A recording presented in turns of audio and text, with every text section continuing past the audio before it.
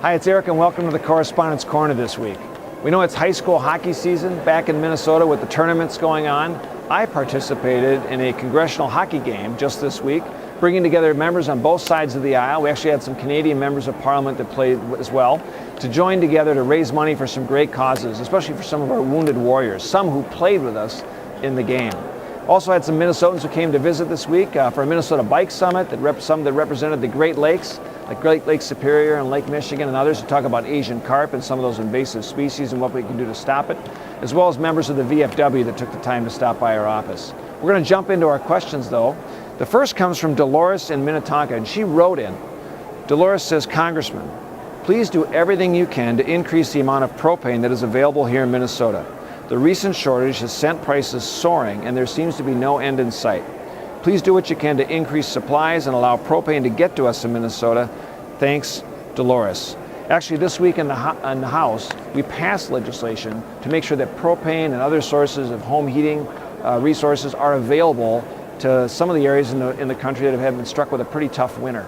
So we ease the regulations so that the trucking industry and truckers will be able to move those goods more efficiently and more effectively to get to states like Minnesota. Hopefully that's going to be able to help.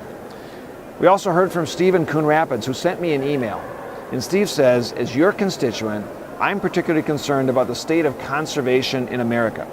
I would urge Congress to work in a bipartisan manner to make sure our nation's treasures are there for future and the next generations. Thank you, Steve. You know what, Steve, you're absolutely right. And Minnesota has a rich tradition of conservation. If you think of all our parks and our lands that are enjoyed by the public.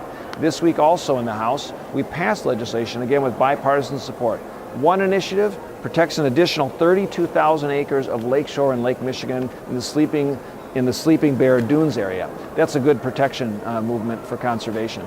The other initiative that we passed is just outside of Glacier National Park, where we set aside an additional 430,000 acres outside of Glacier National Park so that we'll no longer be able to have additional mining of resources in that territory. Those are good conservation initiatives that will be very, very helpful for protecting these lands for future generations. And I'm also encouraged that Congressman Dave Camp, who's the chairman of the Ways and Means Committee, as a part of his tax proposal to overhaul the tax system, included making the conservation easement tax credit, making that provision permanent so that Minnesotans and others that want to invest their resources in preserving additional lands will be available.